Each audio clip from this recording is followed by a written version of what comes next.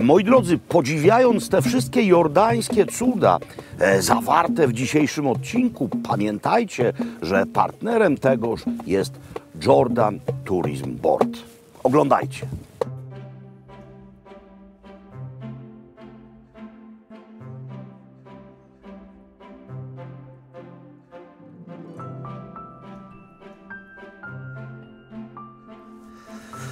Dzień dobry moi drodzy. Dzisiejszy jordański odcinek będzie w dużej mierze pustynny. Będę starał się wam pokazać, że pustynia nie tylko niejedno ma imię, ma również niejedno oblicze, bowiem pustyń jest mnóstwo i wyglądają bardzo różnie. Ta akurat nazywa się Wadi Araba. Jesteśmy na razie przy samej drodze i tylko wyskoczyliśmy z auta, no bo ten widok nas ujął. Ujął nas po pierwsze z powodu piękna tej przestrzeni, ale po drugie również dlatego, że mamy ogromne szczęście, no i wy je macie. Pustynia w deszczu pada tutaj kilka razy do roku. No i właśnie dzisiaj to się dzieje, ale jeszcze większe szczęście mają Jordańczycy, bowiem dla nich deszcz jest prawdziwym błogosławieństwem.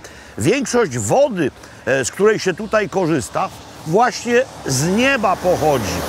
Więc jeśli niebo się otwiera, wszyscy są szczęśliwi. I my jesteśmy szczęśliwi, ponieważ jedziemy dalej w miejsce doprawdy niezwykłe.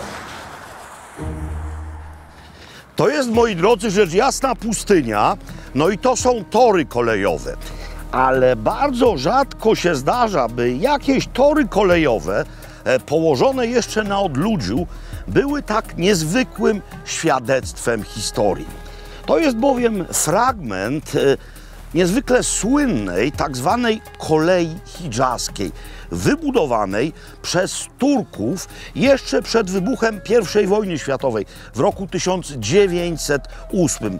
Turcy wybudowali to przy technicznej pomocy Niemców, bowiem kajzer wówczas kumplował się z Imperium Osmańskim. Ta kolej miała w zamierzeniu łączyć Arabię Saudyjską dzisiejszą z dzisiejszą Syrią. Kiedyś to wszystko był fragment Imperium Osmańskiego. I oczywiście ta kolej miała wozić ludzi. No, w Arabii Saudyjskiej jest Medyna, więc pielgrzymkowe podróże. Ale przede wszystkim była to trasa strategiczna.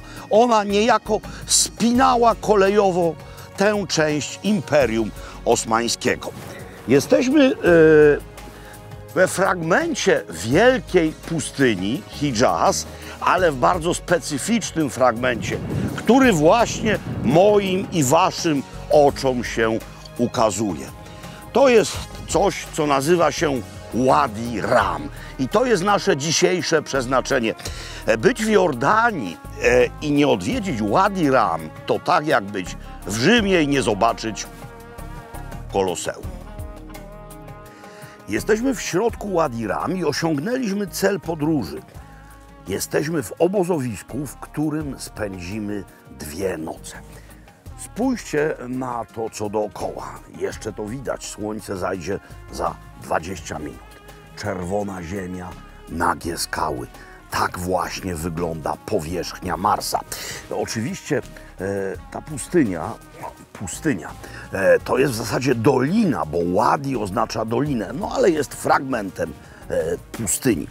Jest wymarzona ona na plan filmowy. I plan filmowy tutaj wiele razy miał miejsce. Różne filmy, Lawrence Arabi na przykład, czy też Gwiezdne Wojny, które mnie niezwykle prześladują. Gdzie się nie ruszę, to Gwiezdne Wojny kręcili. Ale w tym wypadku chodzi o film inny. Przyjrzyjcie się mianowicie kształtowi tego namiotu. Kopuła. Jest łóżko, jest łazienka, jest klimatyzacja, jest wszystko, ale kopuła i tam w oddali takie same kopuły, jakby marsjańskie. Bowiem jeden z filmów, który tutaj był kręcony, to film Marsjanin. I do tegoż filmu polska zresztą firma postawiła dekoracje. Właśnie takie namioty, można by powiedzieć, choć tak naprawdę chodzi o domki w kształcie marsjańskich kopuł. No i co się wydarzyło? One się przyjęły. Dzisiaj bardzo często miast beduińskich, klasycznych namiotów właśnie mamy takie marsjańskie kopuły. Oczywiście beduińskie namioty są tutaj pierwotnymi budowlami, ale i takie kopułki wyglądają nie najgorzej. No zwłaszcza, że one w przeciwieństwie do tych namiotów mają całą jedną ścianę z pleksji, więc widać, co jest tam. I można też podziwiać niebo, pod warunkiem, że zajdzie słońce i widać gwiazdy. Dzisiaj ich nie będzie widać, bo są chmury, ale jak się rzekło, będziemy tutaj 2 noce, więc jutro powinno być słońce, jutro później powinny być gwiazdy. Na razie jest ciepło, bo ustawiona klimatyzacja, no i wszystko gra, moi drodzy. Wadi Ram, tak się tutaj śpi.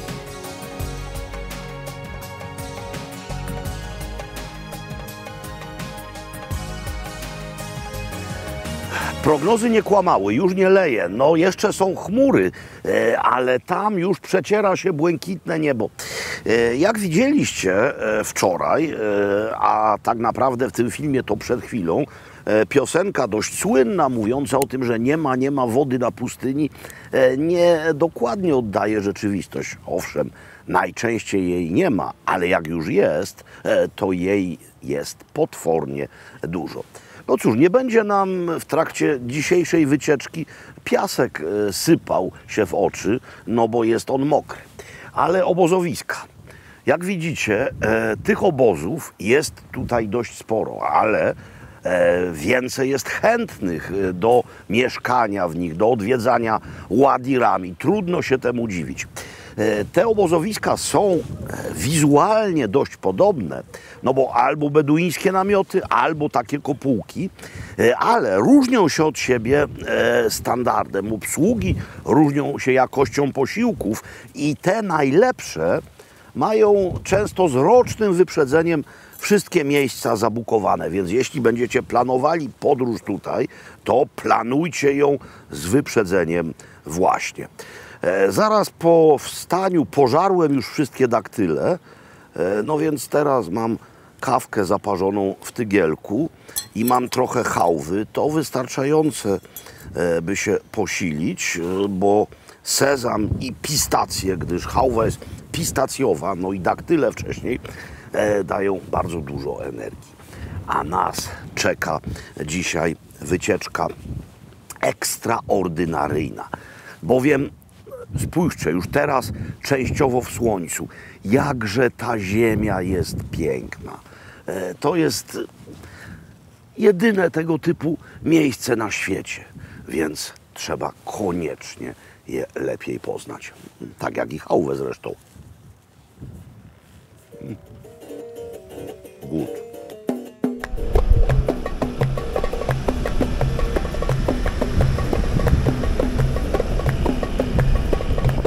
Jak się wozi turystów po Wadi Ram? No albo na wielbłądach, ale to bardzo długo trwa i nie jest specjalnie wygodne. Znacznie przyjemniejszym środkiem transportu jest pick-up. Można siedzieć albo w środku, 4-osobowa kabina, albo na pace. Paki są przystosowane do przewozu ludzi. Wadi Ram, jak wspominałem, Wadi oznacza dolinę. I ta dolina jest największa w całej Jordanii. Mówi się na nią Dolina Księżycowa. Ale przy okazji jest to pustynia. Specjalny rodzaj pustyni, mianowicie pustynia skalista. Mówiłem wcześniej o kolei hidżaskiej i o pustyni hidżaskiej. No, dzisiaj przyjmuje się, że pustynia hidżaska to Arabia Saudyjska, ale my jedziemy właśnie w kierunku granicy z Arabią Saudyjską. To jest w linii prostej 20 km stąd. No i to jest przedłużenie niejako pustyni hidżaskiej właśnie. Jest jeszcze inne określenie. Kiedyś ta część Bliskiego Wschodu to była Wielka Syria, więc niektórzy mówią, że Wadi Ram jest fragmentem pustyni syryjskiej. Jest jeszcze lokalna nazwa. Miejscowi mówią na to Hospa. Jakby tego nie nazywać, to jest to miejsce wyjątkowe z wielu powodów. No, geologowie, czy też geolodzy, zdaje się obie formy dopuszczalne, wariują tu ze szczęścia, bowiem te skały to jest historia Ziemi z ostatnich 600 milionów lat. Jeszcze jedna rzecz jest tutaj, najwyższy szczyt Jordanii. Jedna z tych skał wznosi się na wysokość przeszło 1800 metrów nad poziom Morza Czerwonego, które jest bliziutko stąd. O jakiej porze roku najlepiej odwiedzić Wadi Ram? No, wydaje się, że to jest właśnie ten moment, czyli wczesna wiosna. Jest dość chłodno, no, w słońcu potrafi być nawet i 20 parę stopni, ale o świcie blisko zera. No ale wyobraźcie sobie, że jesteśmy tutaj w środku lata. Byłoby w słońcu przeszło 50 stopni i nieznośny, morderczy upał. A teraz, w dodatku jeszcze po deszczu, nie mamy tumanów, kurzu i piasku. No nie tylko my wpadliśmy na pomysł do jechania w to miejsce, no bo w ogóle turyści po prostu najczęściej tutaj jeżdżą. Można trafić w miejsca zupełnie puste, ale są tak zwane żelazne miejsca postoju. I to jest właśnie jedno z nich. Wspominałem wcześniej o filmie Lawrence Arabi, który tutaj na Wadi Ram między innymi był kręcony. No nie tylko film. Rzeczywiście Lawrence Arabi, czyli Thomas Edward Lawrence, osobiście dosiadał tutaj wielbłąda na czele wielbłądzich oddziałów beduińskich. Kawalerii, choć precyzyjniej rzecz biorąc wielbłąderii. No tak, to był wówczas osobnik niezwykle czczony przez Beduinów i w ogóle przez Arabów. No, mamy jeden z dowodów tego ówczesnego kultu, mianowicie wyryta w skale, czy też wykuta jego podobizna z roku 1917. Ten kult skończył się zaraz po końcu I wojny światowej, bowiem Lawrence obiecywał Arabom jedność i wolność. Tymczasem okazało się, że działał w interesie Brytyjczyków, bowiem już w trakcie I wojny światowej Brytyjczycy i Francuzi podpisali traktat, w którym podzielili między siebie Bliski Wschód. W każdym razie popiersie istnieje. Podobizna, nie popiersie. Stanęliśmy tutaj nie tylko z powodu podobizny Lawrence'a, przede wszystkim dla herbaty, bo tutaj mieści się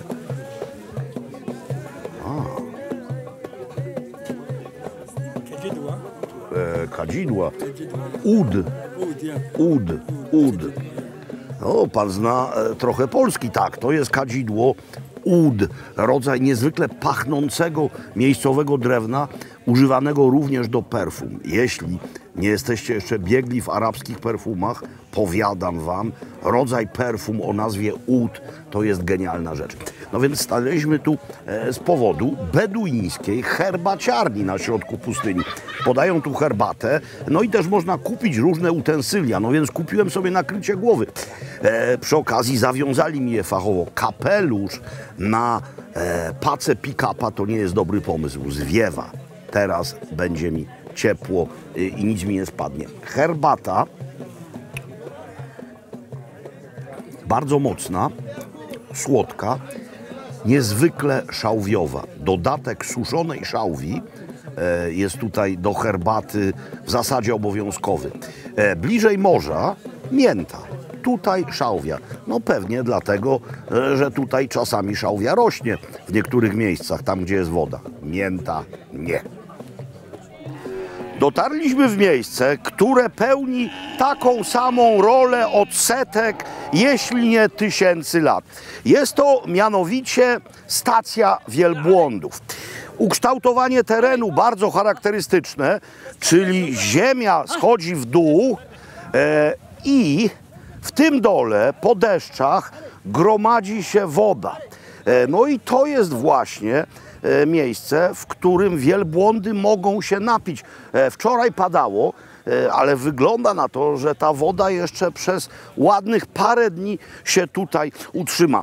Co jest dowodem na moją hipotezę, że tutaj od setek, jeśli nie od tysięcy lat trzymają wielbłądy? No to, co mamy tu na skalę. Mamy mianowicie wyobrażenia wielbłądów. Beduini twierdzą, że owe naskalne freski mają 3000 lat. Nie wiem, czy w to wierzyć. Na pewno są stare. Jeśli chodzi o to, co zrobiła tu przyroda, no to aż się dziwię, że wśród turystów nie ma wyłącznie niemal Litwinów. No bo spójrzcie, jak to wygląda. No to po prostu wygląda jak kolejne warstwy sękacza, ciasta sękacza, które spływają, obracając się nad ogniem. Poza wszystkim boskie miejsce. Jeśli zobaczycie białego wielbłąda, to pamiętajcie, że dla Beduina nie ma większego szczęścia niż biały wielbłąd, a zwłaszcza biała wielbłądzica. Łatha! Tak się na to mówi.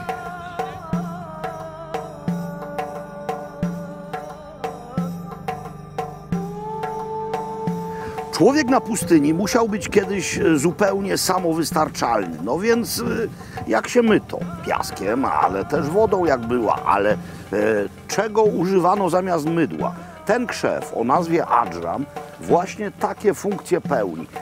I nasz pan kierowca za chwilę wam pokaże, jak się to mydło robiło. Trzeba było roztłuc na kamieniu przy pomocy drugiego mniejszego kamienia. Trzeba było rozgnieść kawałki tego krzewu, dodać odrobinę wody i za chwilę zobaczycie doskonałą substancję myjącą.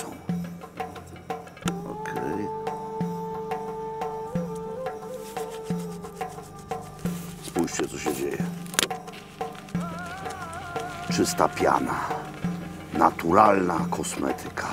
O takie rzeczy się dzisiaj ludzie biją, za to płacą miliony, a to jest coś znane Beduinom od tysięcy lat. Szukamy.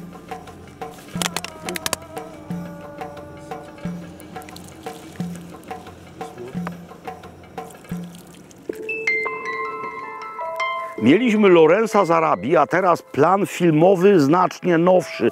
Marsjanin Ridleya Scotta. W roli głównej Matt Damon. Zdjęcia polskiego operatora, pan Dariusz Wolski. Złote Globy, 7 nominacji do Oscara.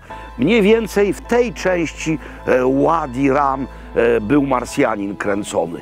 No i to jest lokacja niemal idealna. Mam już dość bogate doświadczenie pustynne, gdyż byłem nie tylko na pustyni błędowskiej, ale również na paru innych i przysięgam wam, że to jest nie tylko najładniejsza pustynia, jaką widziałem, ale to jest również jedno z najpiękniejszych miejsc na ziemi. Minimalizm, monochromatyczność, ukształtowanie powierzchni, no jeszcze dzisiaj to cudowne niebo, no bo są chmury, są w związku z tym plamy słońca. To jest jeszcze jeden dowód na to, że jeśli chodzi o piękno, człowiek w tym, co tworzy, nie ma startu do natury. Mark, czyli główny bohater Marsjanina, został porzucony na czerwonej planecie przez misję Ares 3 i musiał poradzić sobie przez kilka lat, aż przybędzie misja Ares 4. No nie będę wam zdradzał tego filmu, nie spoilerował, jak się to dzisiaj mówi. Ważne jest, że chciałem się dopasować do minimalistycznych form jedzenia, no bo on kombinował różne rzeczy jedzeniowe, dlatego że był botanikiem. Ja botanikiem nie jestem, ale przed wjazdem na Wadi Ram na straganach zobaczyłem coś, co znacie już z poprzedniego jordańskiego odcinka, jeśli go oglądaliście, a jeśli nie, to serdecznie to polecam. Mianowicie, tu mamy młodziutką ciecierzycę, młodziutką, jeszcze w łupinach, która jest w zasadzie gotowa do jedzenia od tak. A tutaj mamy młody bób. Więc ciecierzycę tylko zerwę ze strąków, a bób wyłuskam. I to będzie początek moich dzisiejszych kulinarnych działań.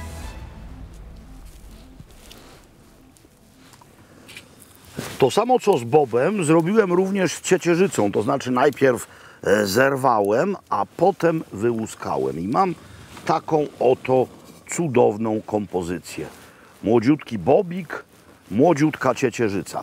No i mam teraz beduińską patelnię, która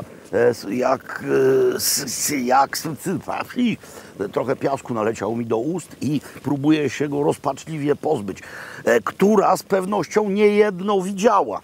No więc teraz na tę patelnię wlewam miejscową oliwę. Miejscowa oliwa, bardzo dobra, wcale nie jest tania, no ale żadna dobra oliwa nie jest tania, gdyż tania być nie może. I teraz ta oliwa jeszcze nie może być za bardzo gorąca, gdyż właśnie w tej oliwie będę prażył zarówno bób, jak i ciecierzycę. Widzicie, jeszcze nie strzela, bo nie jest nagrzane. Ale żeby na początek był to proces tylko duszenia, dolewam tutaj nieco wody. No i czekamy, aż nabierze temperatury. Cudownie uprażone, to trwa naprawdę kilka minut. Ogień nie musi być zbyt mocny. Woda wyparowała, więc przestało się dusić, zaczęło się prażyć. No i przyprawy, niezwykle proste. Wprost do garnka, bo ta oliwa również będzie tutaj odgrywała ważną rolę, ponieważ ona przeszła aromatem bobu, przeszła aromatem ciecierzycy, a za chwilę przejdzie aromatem zataru. Zatar, czyli mieszanka przypraw używana na całym Bliskim Wschodzie. Jej podstawy to prażone ziarna sezamu oraz tymianek. Tutaj w Jordanii obowiązkowym do zataru dodatkiem jest sumak, a sumak jest kwaśny. To już nie jest gorące. Postawmy sobie to tutaj i wszystko razem z tą oliwą wylejmy. Jest kwaśny, więc możemy zrezygnować z cytryny, bowiem to by bez sumaku wypadało jeszcze skropić odrobiną cytryny. A tak mamy wszystko załatwione. Mamy również pitę, no i mamy zarówno oliwę, jak i młodziutki bobik oraz ciecierzycę w niezwykle prostym, miejscowym sosie. U nas jedno i drugie jest do dostania. Zatem żądajcie młodego bobu w strąkach, żądajcie ciecierzycy, żądajcie zataru, weźcie dobrą oliwę, a zrobicie coś, co kojarzy się również z Jordanią oraz z Wadi Ram. Zyrb, tak się nazywa beduiński piec. Chodzi o dziurę wykopaną w ziemi, której brzegi są czymś obłożone, w tym wypadku metalem. I mamy specjalną piętrową konstrukcję rusztu. Na tym układa się mięso, w tym wypadku kurczaki, choć może też być baranina czy też jagnięcina, wianuszkiem kurczaki dookoła. W środku jarzyny, marchewka, ziemniaki oraz cebula. Zarówno jarzyny, jak i mięso marynowane. Jogurt i mnóstwo przypraw. Proszkowany imbir, pieprz kajeński, czarny pieprz, liofilizowany czosnek, cebula, mnóstwo rzeczy. I teraz należy, na dole mamy węgiel drzewny. Należy odciąć dopływ powietrza, czyli folia i na to niezwykle ciężka kopuła. No i to do 3,5 godziny będzie w tym spoczywać. Uszczelnia się to wszystko. Bardzo podobna technika jak w Meksyku przy koczynicie. Nie ma ognia, jest tylko temperatura, i proces niemal wędzenia w środku. Finalny efekt jeszcze dzisiaj zobaczymy.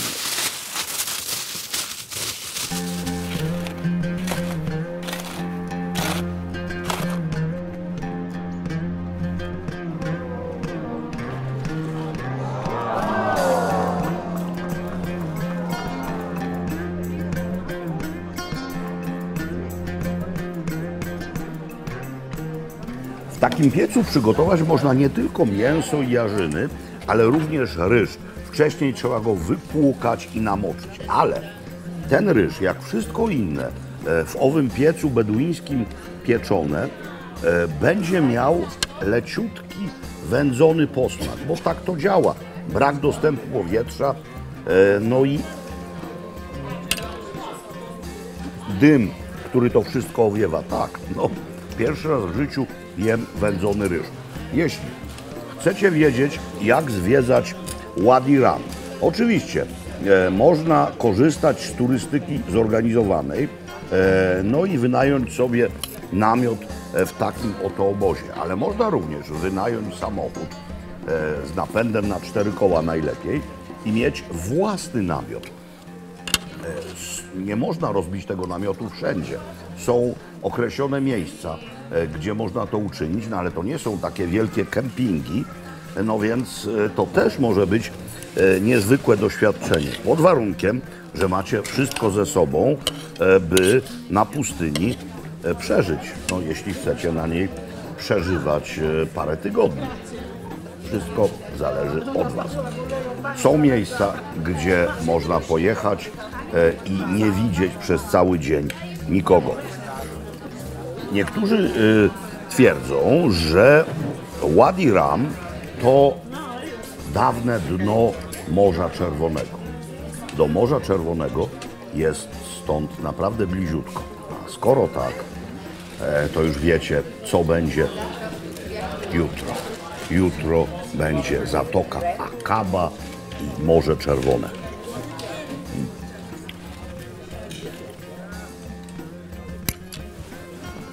Brak otwartego ognia, soczystość, lekki wędzony smaczek. Najprostsze rzeczy bardzo, bardzo dobre.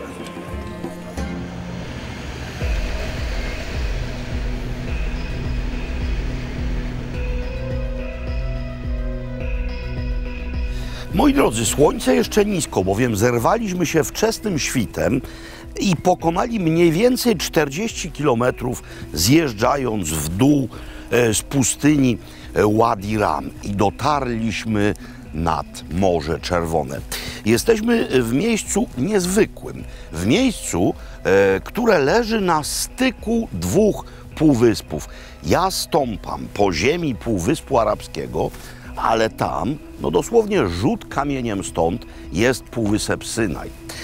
Tam izraelskie miasto Eilat, albo też Ilat, jeśli wymawiać to zgodnie z miejscową logiką wymowy.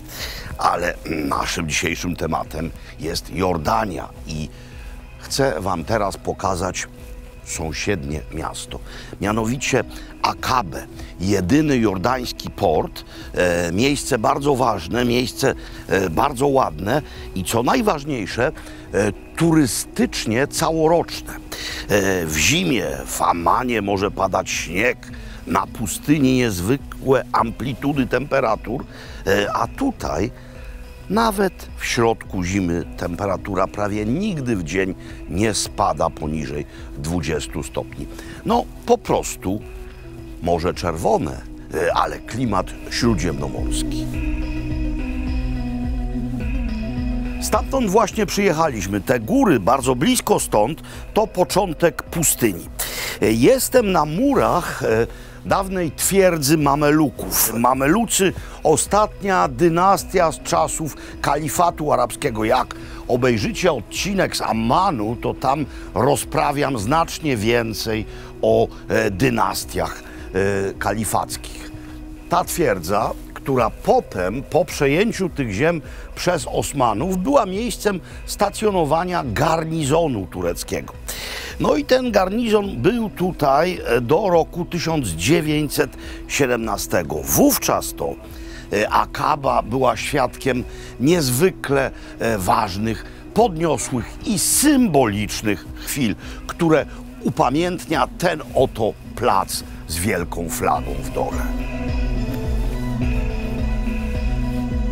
Plac Rewolucji, wielki maszt, a na nim ogromna flaga. Flaga przypominająca nieco jordańską, choć nie jest to flaga jordańska, lecz flaga rewolucji arabskiej.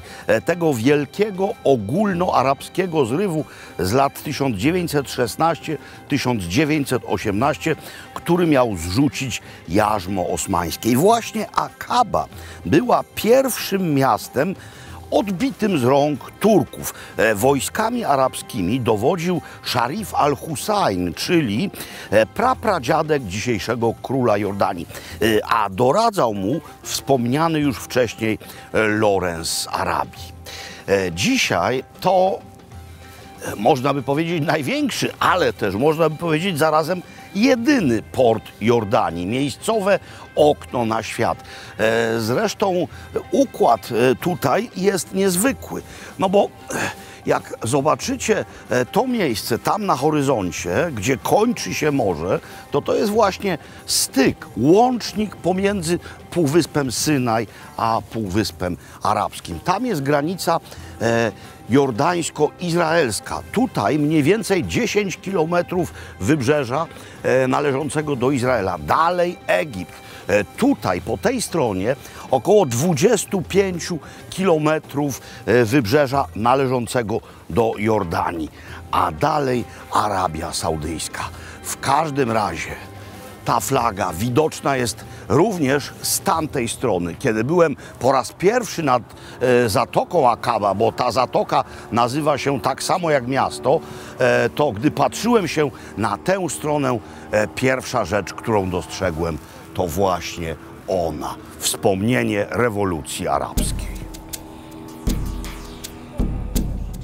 Do czego turystom służy ciepłe morze? No, przede wszystkim do kąpieli. A to jest ciepłe. Nawet w środku zimy temperatura wody nader rzadko spada poniżej 19 stopni. No a w lecie to już prawdziwa zupa. Ale nie tylko kąpiel tutaj jest ważna. To jest również wspaniały akwen do nurkowania, bowiem mamy tu przepiękną rafę koralową i różne inne podwodne atrakcje, na przykład podwodne muzeum wojskowe, zatopione różnego rodzaju wojskowe sprzęty, oczywiście wcześniej oczyszczone, zatopione specjalnie, by można tam było nurkować. Teraz chciałbym, byśmy się umiejscowili raz jeszcze geograficznie. Tam egipska Taba. Te kominy, które widzicie na horyzoncie, to już Arabia Saudyjska. A my jesteśmy no mniej więcej w środku tych 20 paru jordańskich kilometrów. Tutejsze plaże generalnie dzielą się na 3 kategorie. Otóż mamy plaże przy hotelach, mamy plaże należące do tak zwanych klubów plażowych i to jest właśnie jedna z nich. No i mamy w końcu plaże publiczne, które są najrzadziej przez turystów odwiedzane, gdyż przy nich nie ma barów, no i paniom raczej ze względu na miejscowy obyczaj nie wypada tam paradować w bikini.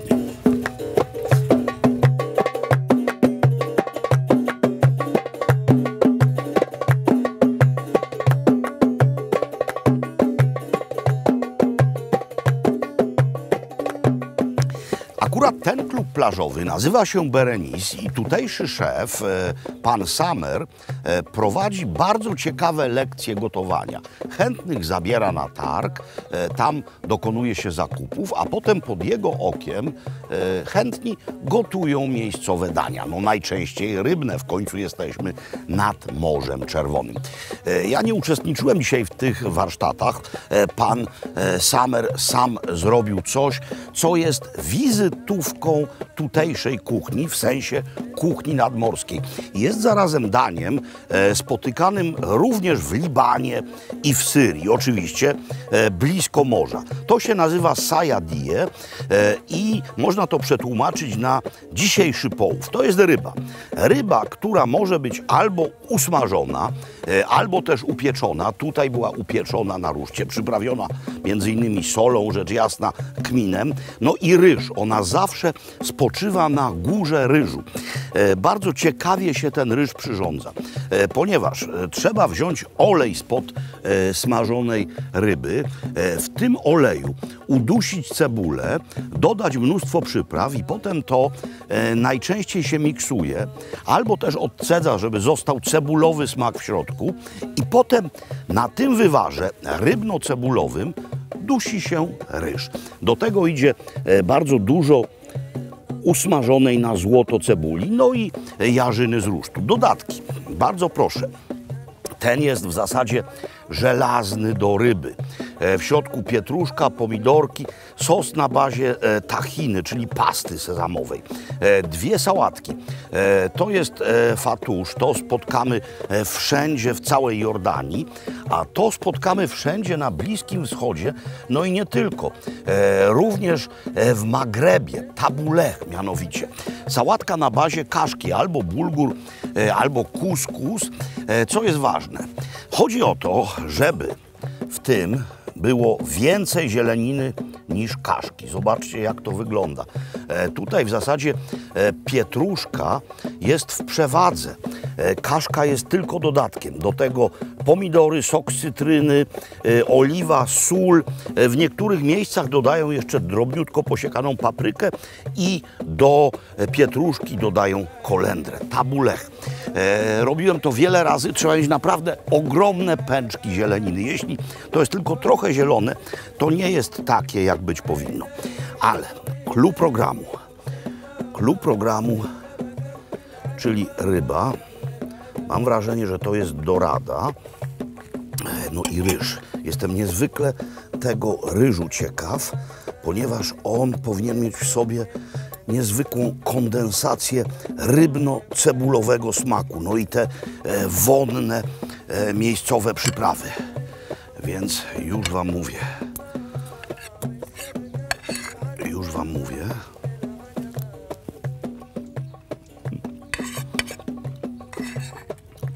Oczywiście ryż jest cebulowo-rybny.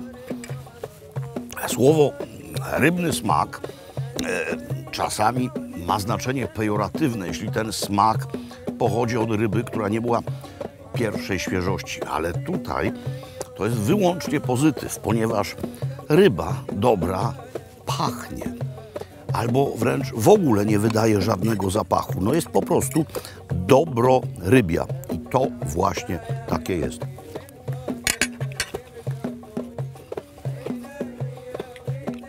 Tahina.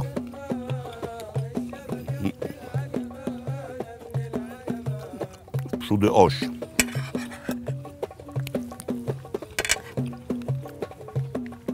Cudowna, orzeźwiająca kompozycja. Moi drodzy, jeśli miałbym w jakiś sposób króciutko zrekapitulować naszą podróż po Jordanii, to mogę wam powiedzieć tylko tyle. Ani razu jeszcze tutaj nie jadłem żadnej złej rzeczy. One były dobre, bardzo dobre albo zachwycające. Nie na darmo mówi się, że najlepszymi adresami w całym świecie arabskim jedzeniowymi jest Bejrut, Liban, Palestyna, historyczna Palestyna. No a my w zasadzie na terenach tejże historycznej Palestyny jesteśmy. Tutaj mieszka mnóstwo jordańskich Palestyńczyków. No i Jordania bierze to, co najlepsze z całego świata arabskiego i nie tylko. Zresztą, wiecie co, możecie mi wierzyć lub nie. Po prostu wsiądźcie w samolot i przyjedźcie tutaj.